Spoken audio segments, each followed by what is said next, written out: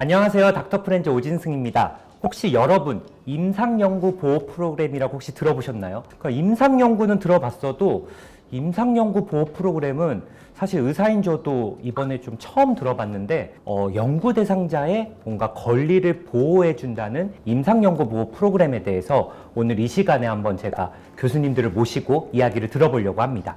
고려대학교 의료원의 전문가 교수님 세 분을 제가 모셨는데요. 한번 간단하게 자기소개 좀 부탁드리겠습니다. 네, 안녕하세요. 임상연구윤리센터 센터장 김백희입니다. 네, 안녕하세요. 의학연구 부처장 김양현 교수입니다. 네, 안녕하십니까. 사회공헌 사업실장을 맡고 있는 외과의 김진이라고 합니다. 일단은 임상연구가 뭔지 한번 설명해 주시면 감사할 것 같습니다. 예. 임상연구는 사람을 대상으로 하는 연구를 말하고요. 예. 보통 의학연구를 시작할 때는 세포나 동물 실험 같은 기초연구부터 시작하기는 하지만 예. 연구가 어느 정도 진행이 되고 나면은 사람을 대상으로 연구를 진행하게 됩니다. 근데 많은 분들이 또 생각하시기에는 사람을 대상으로 연구를 한다는 게 조금 어색하기도 하고 무섭기도 하고 좀 이런 것 같은데 그 부분에 대해서 자세하게 또 설명해 주시면 좋을 것 같습니다. 예. 흔히 임상연구라고 하면은 이제 항암제라든지 최근에 코로나 이후에는 이런 백신, 신약, 새로운 백신 연구 이렇게 생각을 하시는데 사실 이 임상연구 자체가 굉장히 좀 폭이 넓고요. 많은 부분에서 좀 열려 있습니다. 예. 그래서 이게 꼭 병이 있는 분들 아니더라도 건강한 사람을 대상으로 한 임상연구도 많이 있거든요. 예. 그래서 최근에는 코호트 구축하는 이런 여러 가지 임상연구도 있기 때문에 예. 좀 더 친근하고 편하게 생각하셔도 좋겠습니다. 연구 대상자가 되면 뭔가 좋은 점이 있을까요? 임상 연구에 참여를 하게 되면 치료의 기회를 얻을 수도 있고 사회 공헌의 기회가 될 수 있다는 것입니다. 항암 치료를 어느 정도 진행을 했는데도 이제 다른 약이 없다라든지 이런 경우가 있을 수가 있거든요. 그런 경우에는 이런 새로운 임상 시험에 참여함으로써 또 다른 치료의 기회를 얻을 수가 있다는 거죠. 여전히 내가 혹은 내 가족이 좀 연구 대상이 된다 생각하면 약간 좀 겁이 나는 것도 좀 사실인 것 같습니다. 안타깝지만 과거에는 그렇게 비윤리적인 사례들이 꽤 많이 있었고요. 예. 지금의 연구윤리라고 하는 부분들은 그런 이전에 있었던 비윤리적인 연구들에 대해서 반성을 하면서 생겨나게 된 겁니다. 대표적인 사건으로서는 미국에서 있었던 타스키기 매독 연구를 들 수가 있고요. 예. 이 연구에서는 페니실린이라는 매독 치료제가 생겨났음에도 불구하고 기존에 있던 연구를 완성하기 위해 가지고 대상자들에게 페니실린이라는 약이 있다는 것을 알리지 않고 연구를 진행했던 그런 비윤리적인 사건이 있었습니다. 그래서 사실은 이런 사건이 밝혀졌으면 굉장히 사회적으로도 논란이 되고 많이 충격을 받았을 것 같습니다. 예. 이 사건 이후에 오늘 연구윤리의 뿌리가 되는 벨몬트 보고서라는 보고서를 미국 정부가 발표하게 됐고요.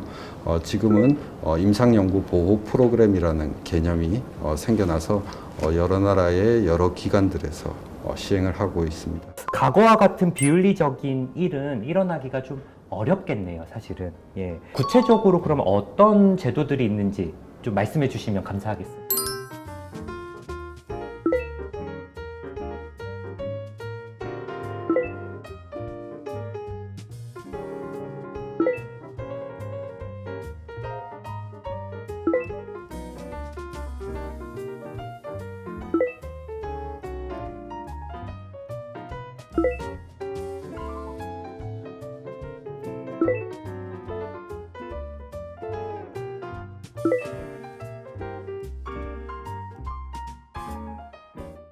연구하기 전에 가장 중요한 것은 일단 저희가 IRB를 통과를 해야 된다는 겁니다. IRB를 심사하게 하는 심사위원회가 있는데 예. 거기를 저희 연구 보고서가 통과하지 않으면은 이런 임상 연구 자체를 시작을 할 수가 없습니다. 예를 들어 김진 교수님이 양현아 나 이거 빨리 좀 통과시켜줘. 야 이거 좀 미비하지만 이거 좀 빨리빨리 통과하자. 이렇게 해서 딱 진행을 하고 그럴 수가 없나요 요즘? 네, 맞습니다. 그게 그 IRB가 그 위원회 회의가 열리는 그 시기가 다 정해져 있고요. 또 그런 거에 있어서 어느 정도 윤리적인 면에서 할 수 없도록 규정이 다 되어 있기 때문에 예. 네, 불가능에 가깝습니다. 그 위원회에는 굉장히 여러 선생님들이 계십니다. 그렇기 때문에 과학적으로 2중, 3중으로 좀 검증을 해야 되고 예. 이 환자들이 가질 수 있는 일반 사람들이 가질 수 있는 의문을 제시하고 또 그런 것들이 좀 타당할 수 있거든요. 예. 그래서 거기에 대해서 다 답을 할 수 있어야 저희가 연구를 진행을 할 수가 있고 보통 약물 실험 같은 경우에는 제약회사 의 의뢰하에 시도가 되는 경우가 많은데 예. 만약에 그런 것들 제약회사와 이해충돌 관계가 있다라든지 이런 경우가 있으면은 또 이런 것도 심사 대상이 됩니다.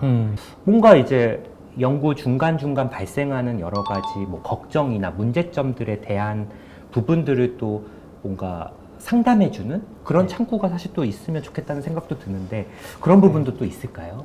어떤 임상 연구를 하던 중에 어떤 부작용이 생길 수 있잖아요. 이제 그러면은 바로 이제 그 담당분에게 연락을 하거나 만약에 좀 누군지 잘 기억이 안 난다 이러시면 그 병원마다 이제 헬프 데스크라고 있어요. 그래서 그런데 연락을 하시면 예. 쉽게 연결도 되고 도움을 받으실 수 있습니다. 그럼 임상 연구를 잘 하고 있는지를 뭔가 또 심사하는 어떤 그런 뭐 인증이라던가 외부 기관 같은 게 또 있을까요? 지금 저희 같은 경우에도 A합이라는 국제적인 인증 기관을 인증을 받고 있고요. 예. 지금 우리나라에서도 이 정 과정에서 연구 대상자를 보호하기 위한 인증 제도를 만들기 위한 노력을 하고 있습니다. 최근엔 또 막 AI나 막 이런 것들도 굉장히 발전을 하고 있는데 이 부분에 대한 부분도 사실은 그래서 관련해서는 저희 기관에서는 이런 트렌드에 맞춰서 이런 그 윤리적인 규정도 정하고 있고요. 예. 그래서 임상연구 보호 표준 운영 지침이라고 하는 게 있습니다. 예. 그래서 거기에 맞춰서 저희가 계속해서 바꿔나가고 또 수정해 나가고 있습니다. 지금의 뭔가 임상 연구는 막연히 또 두려워할 필요만은 없겠구나 이런 생각이 좀 들기는 합니다. 예. 네. 마지막으로 많은 분들이 궁금해하실 만한 내용을 OX 퀴즈로 알아볼까 합니다. 병원에서 치료를 받다 보면 가끔 담당 의사가 임상 연구에 참여해 보시겠습니까? 이렇게 권유하시는 경우가 있습니다. 꼭 참여해야 하는 걸까요? OX로 한번 해주시면 좋을 것 같습니다. 하나, 둘, 셋. 네, X. 아닙니다. 오. 일단 모든 임상 연구에서는 예. 자발적인 참여가 가장 중요한 것이고요. 예. 이 자발적인 참여라는 것은 환자가 일단 질병으로 병원을 찾게 됐을 때 거부할 권리가 있다는 것을 의미하는 거거든요. 예. 그렇기 때문에 그 연구에 마음에 안 들거나 의심이 생기거나 뭔가 불안하셔가지고 참여를 하지 않으셔도 전혀 불이익을 받지 않습니다. 그래서 참여 안 하신다 뿐이지 이전에 기존 치료는 다 받으실 수 있기 때문에 예. 여기에는 자발적인 참여가 가장 중요한 요소이고요. 그래서 불안하다 싶으시면 참여 안 하셔도 됩니다. 연구 대상자가 임상 연구 참여 도중에 부작용이 발생했을 때 연구자는 뭐 이건 임상 연구니까 어쩔 수 없어요 하고 책임지지 않는다. 하나, 둘, 셋. 책임을 진다는 거네요. 네, 맞습니다. 그 연구에 참여하신 분들이 만약에 혹시라도 부작용이라든지 뭐 연구 참여를 더 이상 하기 어렵게 됐을 때에는 그 연구자는 거기에 맞춰서 적절한 뭐 치료 계획 변경이라든지 혹은 보상 또는 그 배상에 대한 책임을 지게 됩니다. 마지막 질문은 김진 교수님께 드리려고 합니다. 임상 연구를 일단 시작하면 참여 중간에 그만둘 수 있다. 하나, 둘, 셋.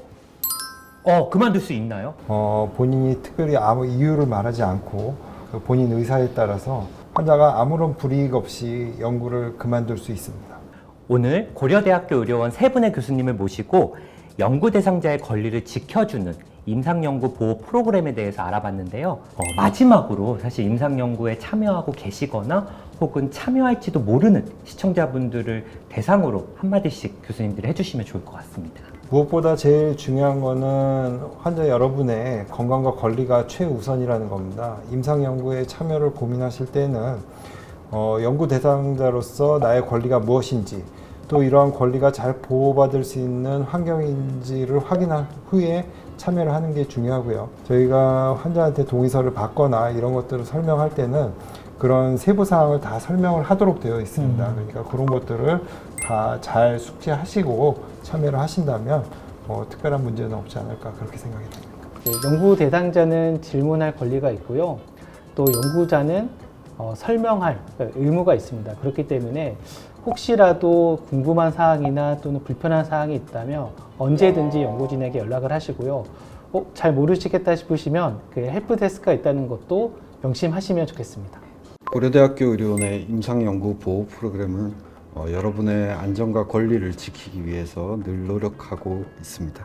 오늘 뭐 세 분의 교수님 얘기를 좀 듣고 보니까 이 임상연구 보호 프로그램에 대해서 더 잘 알게 됐고 또 임상연구 대상자분들을 위해서 정말 많은 보호 프로그램들이 좀 작용하고 있어서 정말 안전하게 임상연구에 참여할 수 있겠구나라는 좀 안심, 믿음이 좀 생겼습니다. 오늘 시청자분들께도 유익한 시간이 좀 됐기를 바라면서 저희는 또 다음에 또 찾아뵙도록 하겠습니다. 예, 감사합니다. 네, 고맙습니다. 예, 감사합니다. 해주시면 좀 더 좋을 것 같습니다. 예. 제가요? 예. 예. 예.